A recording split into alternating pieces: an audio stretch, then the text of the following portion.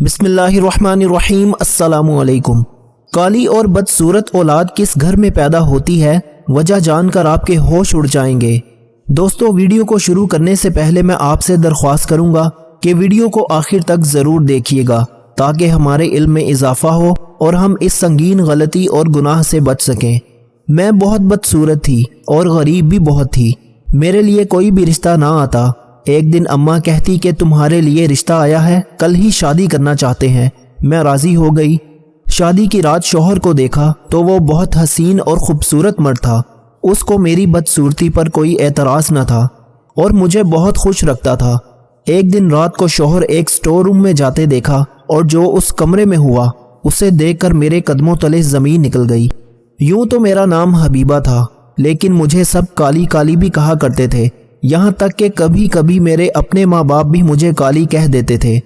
مجھے ان کی زبان سے یہ الفاظ سن کر بہت برا لگتا تھا، کیونکہ میں بالکل بھی پیاری نہیں تھی۔ میرا رنگ بھی بہت کالا تھا اور میرے نقش بھی بہت موٹے موٹے تھے۔ میرے ماں باپ کی شکل مناسب تھی۔ میرے باقی بہن بھائی بھی دیکھنے میں اچھے نظر آتے تھے۔ پتہ نہیں میرے ساتھ ہی کیا ہوا تھا۔ میری ماں کہتی تھی کہ تم اپنی دادی پر چلی گئی ہو اور میرے پاپا کہتے تھے کہ تم اپنی نانی پر چلی گئی ہو۔ ہم لوگ بہت غریب تھے، ہمارے پاس دینے کے لیے جہیز بھی نہیں تھا، تو میرے بابا نے پہلے ہی کہہ رکھا تھا کہ میں کسی بیٹی کو بھی جہیز نہیں دے سکتا، صرف بیٹی دے سکتا ہوں۔ لیکن کرتے کرتے میری تینوں بہنوں کی شادی ہو گئی اور وہ تینوں بہنیں بھی مجھ سے بہت زیادہ چھوٹی تھیں۔ کیونکہ ان کی شکل اتنی اچھی تھی اسی لیے لوگ ان کو بیاہ کر لے گئے۔ ایک بہن نے تو میٹرک بھی کیا ہوا تھا، لیکن میں نہ تو پڑھی لکھی تھی اور نہ ہی میری شکل اچھی تھی۔ میرے لیے کوئی رشتہ آتا ہی نہیں تھا۔ دو بہنوں نے تو انہی رشتوں سے شادی کی جو آئے تو میرے لیے تھے، لیکن میری جگہ ان کو پسند کر کے چلے گئے۔ میری زندگی میں اتنی تلخی تھی کہ میں کسی کو بتا نہیں سکتی تھی۔ کیا یہ دنیا صرف خوبصورت لوگوں کے لیے ہے؟ بدصورت لوگوں کا اس دنیا میں رہنے کا کوئی حق نہیں ہے؟ انسان کسی سے کیا شکوہ کرے؟ میرے اپنے گھر والے بھی مجھے یہی کہتے تھے کہ ہم کیا کریں، باقی بہنوں کی بھی تو شادی کرنی ہے۔ شادی پیسوں سے نہیں، قسمت سے ہوتی ہے۔ میں اپنی امی کو کہتی تھی کہ اگر میری شکل اچھی نہیں ہے تو میرے لیے جہیز ہی بنا لو تاکہ کوئی مجھے جہیز کے ساتھ ہی لے لے، پر امی کا کہنا تھا کہ پہلی بات تو جہیز بنانے کی ہمت نہیں ہے، اور اگر بنایا تو باقی بیٹیاں کہیں گی کہ ہمیں کیوں نہیں دیا، اس کو کیوں دے رہے ہو۔ لیکن شاید ان کو بھی میری شادی کی پرواہ نہیں تھی، کیونکہ میں ہی گھر میں رہ گئی تھی، ان کے گھر کے کام کرتی تھی۔ جب اپنی بہنوں کے بارے میں سنتی تو دل بہت جلتا تھا۔ اگر میری شادی وقت پر ہو جاتی تو آج میرے بھی بچے ہونے تھے۔ ان کے ہاں تو ہر سال بچہ پیدا ہو رہا تھا۔ وہ لوگ خوش تھے۔ میں روز رات کو آسمان کی طرف دیکھتی اور اللہ سے پوچھتی کہ میرے ساتھ ایسا کیوں ہو رہا ہے، میرا کیا قصور ہے؟ اگر تو نے مجھے ایسا بنایا ہے تو اس میں میرا کیا قصور ہے؟ دنیا والے بہت برے ہیں، تیرے بنائے ہوئے لوگ میری بالکل بھی قدر نہیں کرتے، لیکن یہ کالے رنگ سے نفرت کرتے ہیں۔ میں دیکھتی تھی کہ میرے ماں باپ کو میری شادی کی کوئی پرواہ نہیں تھی۔ اب تو رشتہ دیکھنا بھی چھوڑ دیا تو وہ بات تک نہیں کرتے تھے۔ لیکن پھر میری زندگی میں کچھ ایسا ہوا کہ میری ساری کی ساری زندگی بدل کر رہ گئی۔ شاید اللہ نے میری دعائیں سن لی تھیں۔ اب میرا وقت آ گیا تھا۔ میرے لیے رشتہ آیا تو امی نے مجھے بتایا کہ تیرے لیے رشتہ تو آیا ہے لیکن وہ کل ہی نکاح کرنا چاہتے ہیں۔ پتہ نہیں کس قسم کے لوگ ہیں، ہمیں تو کچھ سمجھ نہیں آ رہی۔ میرے بابا نے کہا کہ نکاح کرنا چاہتے ہیں تو کر دیتے ہیں، ہمارا کیا جائے گا؟ ویسے بھی وہ لوگ کچھ مانگ بھی نہیں رہے ہیں۔ میں نے امی سے کہا کہ آپ نے لڑکا دیکھا ہے؟ تو کہنے لگی ہاں، دور سے دیکھا ہے، تیری ہی طرح کالا ہے۔ میرے دل کو بہت دکھ ہوا۔ میں نے کہا کہ امی ابھی سے ہی اپنے داماد کو اس طرح کہہ رہی ہیں۔ میں نے شادی کے لیے ہاں کر دیا۔ مجھے لگا کہ وہ شخص بھی میری طرح دنیا کا ستایا ہوا ہوگا، میں اس سے شادی کروں گی تو ہم دونوں کی جوڑی بہت اچھی رہے گی، ہم دونوں ایک دوسرے کے زخموں پر مرہم رکھیں گے۔ شادی کے لیے ہاں کر دی۔ انہوں نے کہا تھا کہ اگلے دن دوپہر کے وقت آئیں گے اور دوپہر کی نماز کے بعد نکاح کر کے لے جائیں گے۔ لیکن جب میری ساری بہنیں بھی وہاں پر آ گئیں اور سارے رشتہ دار بھی، تو دلہے کو دیکھ کر سب کے پیروں تلے سے زمین نکل گئی۔ جس شخص کو دیکھ کر میری ماں نے کہا تھا کہ تیری ہی طرح کالا ہے، وہ دلہا نہیں، میرے دلہے کا ڈرائیور تھا۔ میرا دلہا تو بہت ہی زیادہ امیر، حسین اور خوبصورت تھا۔ اس کو دیکھ کر میں تو خود بھی حیران رہ گئی تھی۔ وہ شادی کرنے کے لیے تیار اور بہت خوش نظر آ رہا تھا، جیسے اپنی مرضی سے شادی کر رہا ہو۔ اس کی ماں بھی بہت خوش تھی۔ انہوں نے میرے سر پر ہاتھ رکھا، سادگی سے نکاح کی رسم ہو گئی۔ میری ساری بہنوں کی شکلیں دیکھنے والی تھیں۔ میرے سارے رشتہ دار مجھ پر رشک کر رہے تھے۔ وہ لوگ نہ صرف امیر تھے بلکہ لڑکا بھی بہت زیادہ خوبصورت تھا اور بہت ہی سمجھدار لوگ تھے۔ میرے شوہر کو دیکھ کر تو میری بہنیں ایسی ہو گئی تھیں جیسے ان کے سر سے شروع ہوئی ہے اور پیروں پر آ کر ختم ہوئی ہے۔ کہنے لگی کہ ہم نے ماں باپ کی مرضی سے شادی کی، اس کو لگتا ہے کہ اس کو اس کے صبر کا پھل مل گیا ہے۔ ہمیں تو ہمارے ماں باپ نے فقیروں کے ساتھ بیاہ دیا ہے اور اس کی شادی شہزادے کے ساتھ کی ہے جو امیر بھی بہت زیادہ ہے اور دیکھنے میں بھی شہزادے جیسا لگتا ہے۔ میرے اندر بھی خود اعتمادی آ گئی تھی۔ میں اپنے شوہر کے ساتھ سر اٹھا کر بیٹھی تھی۔ آخر یہ میری دعاؤں کا صلہ تھا۔ میں نے بہت کچھ برداشت کیا تھا۔ سچ کہتے ہیں کہ دیر آئے درست آئے۔ میری قسمت چمک گئی تھی۔ میری شادی ایسے گھر، ایسے شخص سے ہونا میرے سارے خاندان کی لڑکیوں کے منہ پر ایک کاری تماچا تھا۔ آج ان لوگوں کے سر شرم سے جھکے ہوئے تھے اور میرا سر فخر سے بلند ہے، لیکن دل ہی دل میں یہ بھی سوچ رہی تھی کہ کہیں یہ شادی کرنے کے بعد بدل تو نہیں جائے گا، کہ یہ 4 دن کی چاندنی اور پھر اندھیری رات والا سین تو نہیں ہو جائے گا۔ پھر بھی مجھے اللہ پر بھروسہ تھا۔ جب ابھی تک سب کچھ اچھا ہوا تھا تو آگے بھی اللہ نے خیر ہی کرنی تھی۔ میں جب اپنے گھر میں آ گئی تو وہ گھر بھی بہت بڑا تھا، پورا بنگلہ تھا۔ اگلے دن ولیمہ کی رسم میں سب نے یہ گھر بھی دیکھا اور ولیمہ اتنی دھوم دھام سے ہوا جتنی آج تک ہماری کوئی بھی شادی نہیں ہوئی تھی۔ ہمارے خاندان کی سب سے بہترین شادی میری شادی کو ہی کہا گیا تھا۔ میرا شوہر میرے رشتہ داروں سے جھک کر مل رہا تھا، ان کو بہت زیادہ عزت دے رہا تھا۔ اس کی ماں بھی بہت اچھی تھی۔ اس نے کہا کہ میں یہاں پر نہیں رہتی ہوں، یہ گھر صرف میرے بیٹے کا ہے، یہ یہاں پر رہتا ہے۔ میری ساس نے جب یہ بات سب کو بتائی تو عورتوں کے منہ اور بھی کھل گئے۔ وہ کہنے لگی کہ ایک تو لڑکا اس کو اچھا مل گیا، امیر خاندان مل گیا، اوپر سے گھر بھی اکیلا۔ ساس کہتی ہے کہ ساتھ نہیں رہوں گی، یہ تو ساری چیزوں کی اکیلی مالکن ہے، اور گھر میں نوکر بھی پھر رہے تھے۔ مجھے تو ابھی تک خود سمجھ نہیں آ رہا تھا کہ میرے ساتھ ہو کیا گیا تھا۔ پھر بھی دل میں کہیں نہ کہیں ڈر ضرور تھا کہ ابھی کچھ برا ہو جائے گا، ابھی میرا خواب ٹوٹ جائے گا، ابھی مجھے نظر لگ جائے گی، لیکن ایسا بالکل بھی نہیں ہوا۔ سارا کچھ ٹھیک جا رہا تھا۔ اگلے دن میں اپنے گھر گئی تو وہاں میری ساری بہنیں آئی ہوئی تھیں، کیونکہ آج میرے شوہر کی ہمارے گھر میں دعوت تھی، اس لیے مزے کے کھانے پکائے جا رہے تھے۔ میری ساری بہنیں میرے آس پاس بیٹھی تھیں، مجھ سے پوچھنے لگی کہ منہ دکھائی میں کیا ملا ہے۔ میں نے جب ان کو اپنی منہ دکھائی کا تحفہ دکھایا تو ان کے منہ کھلے کے کھلے رہ گئے، کیونکہ وہ 2 بہت ہی بڑے بڑے اور پیارے پیارے سونے کے کنگن تھے۔ انہوں نے کہا کہ ہمیں تو 2000 دے کر تنخواہ دیا گیا تھا۔ ایک بہن کو سونے کی انگوٹھی ملی تھی، لیکن وہ بھی اتنی باریک کہ پہننے سے پہلے ہی ٹوٹ گئی تھی۔ یہاں میرے کنگن دیکھ کر ان کے منہ کھل جانا بہت ہی نارمل تھا۔ امی نے سب کو کہا کہ صبر کا پھل میٹھا ہوتا ہے، دیکھو تو صحیح تمہاری بہن کے نصیب کھل گئے، اتنا اچھا شوہر ملا ہے، ہمیں بھی اتنے مہنگے مہنگے تحفے دیے ہیں۔ میری بہنوں کو بھی تحفے تحائف دیے گئے تھے، وہ بھی بہت زیادہ خوش تھی۔ ایک بہن کہنے لگی کہ مجھے کچھ پیسوں کی ضرورت ہے، تمہیں تو بہت سلامی ملی ہوگی، مجھے تھوڑے پیسے دے دو، تو میں نے اس کو پیسے دے دیے۔ میرا شوہر میرا بہت زیادہ خیال رکھتا تھا۔ ایک دن میں نے اس سے پوچھا کہ آپ اتنے خوبصورت اور اچھے دکھتے ہیں، آپ کا اتنا بڑا گھر ہے، آپ کو تو کوئی بھی لڑکی مل جاتی اور جس لڑکی پہ ہاتھ رکھتے وہ آپ کی ہو جاتی، پھر آپ نے مجھ سے شادی کیوں کی؟ تو اس نے کہا کہ مجھے اچھی لڑکی سے شادی کرنی تھی، جیسا تم نے کہا، مجھے تو کوئی بھی لڑکی مل جاتی، پر مجھے کوئی بھی لڑکی سے نہیں کرنی تھی، مجھے کسی خاص لڑکی سے شادی کرنی تھی جو کہ تم ہو۔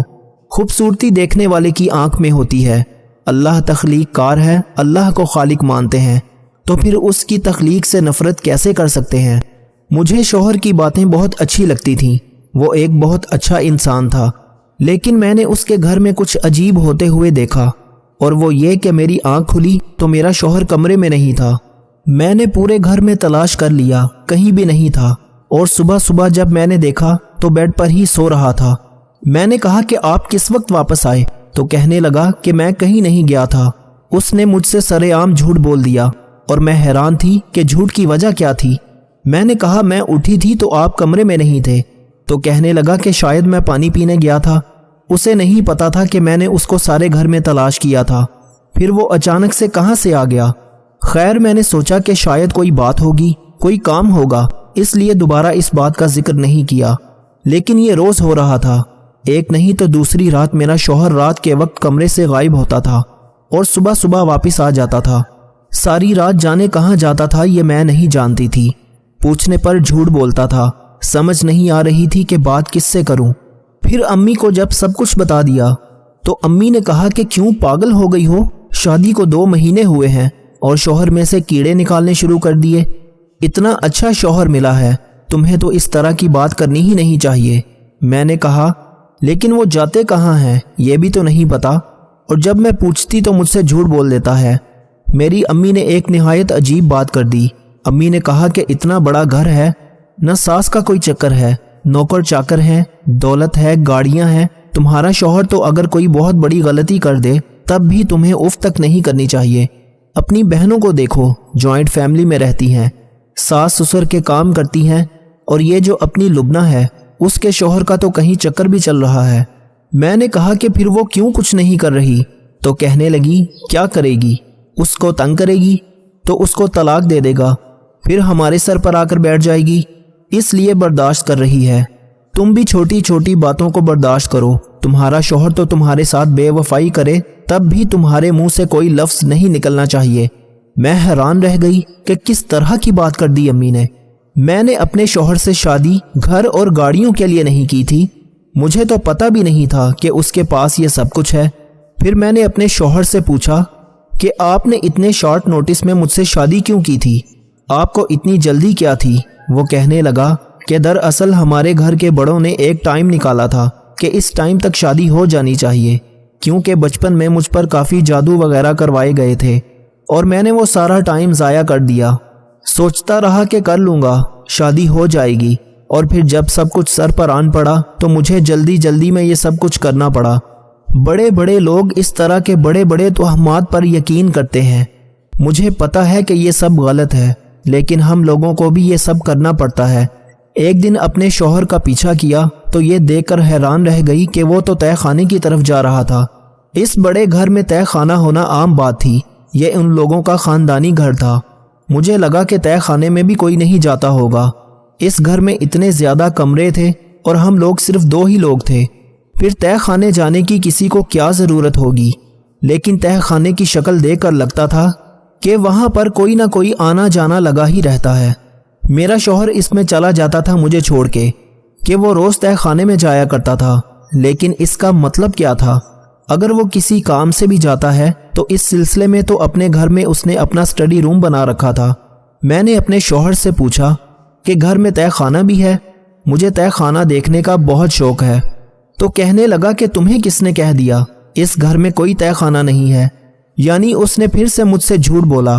میں نے کہا کہ مجھے نوکروں نے بتایا۔ تو کہنے لگا کہ وہ تہہ خانہ نہیں ہے، وہ تو ایک چھوٹا سا سٹور روم ہے، ویسے بھی تہہ خانے کو ہم نے کیا کرنا ہے؟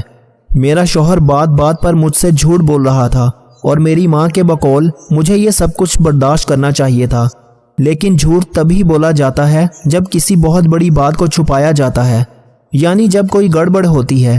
اس گھر میں کیا گڑبڑ ہو سکتی تھی؟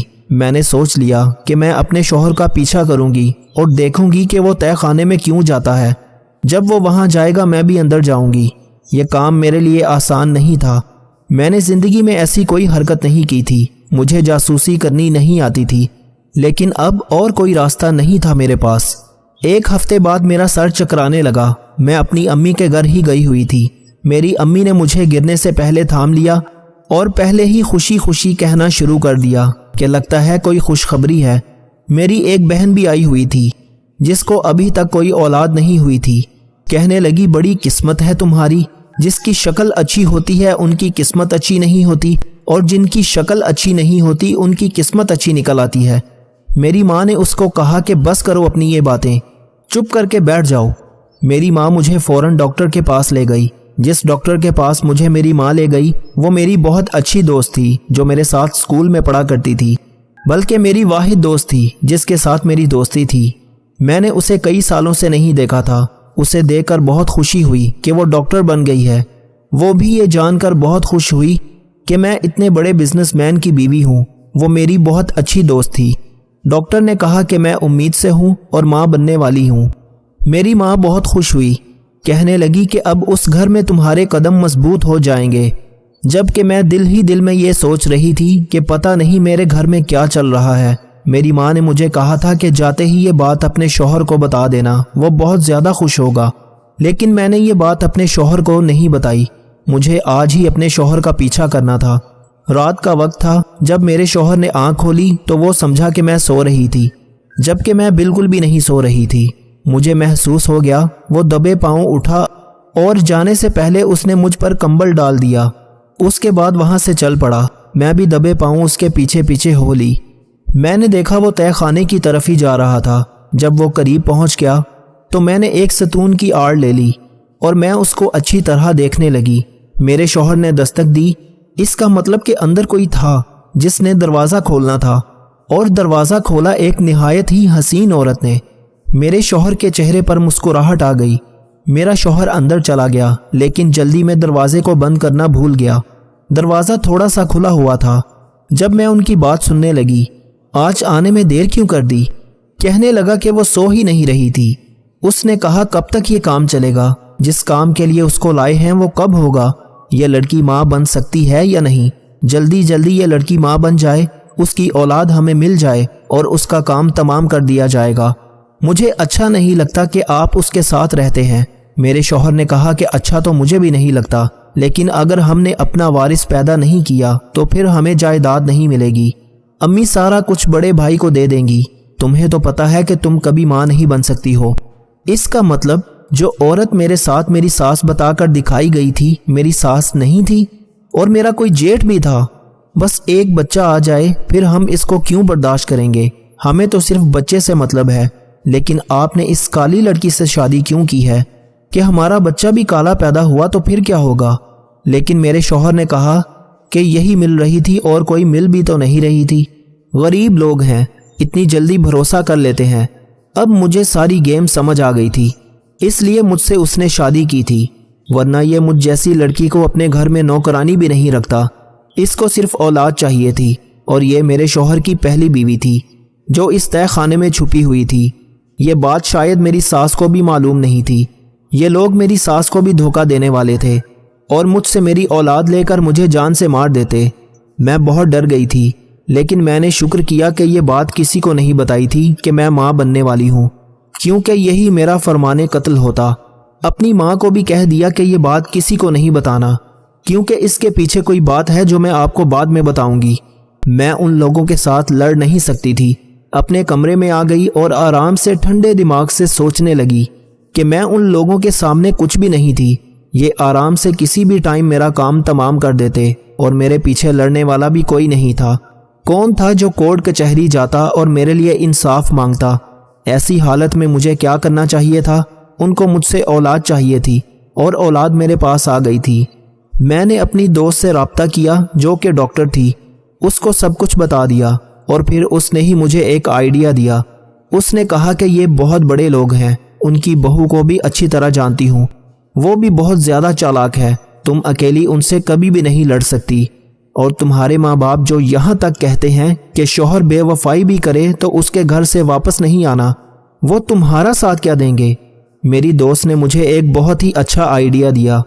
میں اگلے دن اپنے شوہر کے سامنے کھڑی تھی۔ میں نے کہا کہ آج میرے سر میں تھوڑا درد ہوا تھا، مجھے چکر آ رہے تھے، تو میں ڈاکٹر کے پاس چلی گئی۔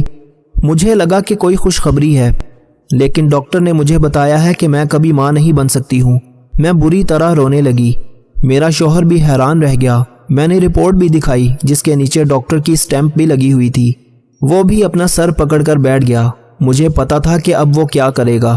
اس نے مجھے اگلے ہی دن طلاق دے دی اور کہا کہ میں نے تم سے اولاد کے لیے شادی کی تھی، اگر تم کبھی ماں نہیں بن سکتی تو میں تمہیں گلے میں ڈال کر ڈھول نہیں بجا سکتا۔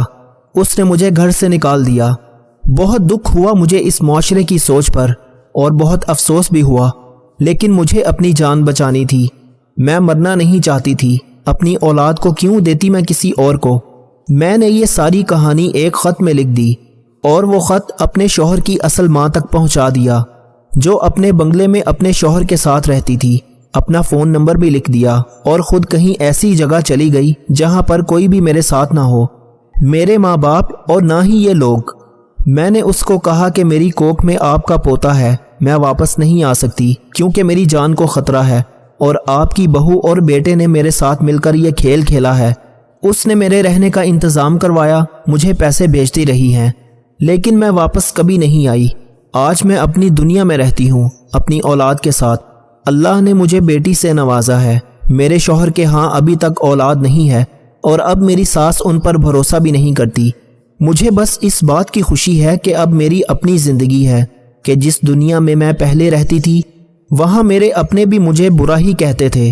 کبھی کسی نے میری ہمت نہیں بڑھائی، مجھے یہ نہیں بتایا کہ میں خود کون ہوں، میں کیا کر سکتی ہوں۔ لیکن آج میں ایک اچھی جگہ نوکری کرتی ہوں، اپنی بیٹی کا خیال رکھتی ہوں اور دنیا میں بہت زیادہ خوش ہوں۔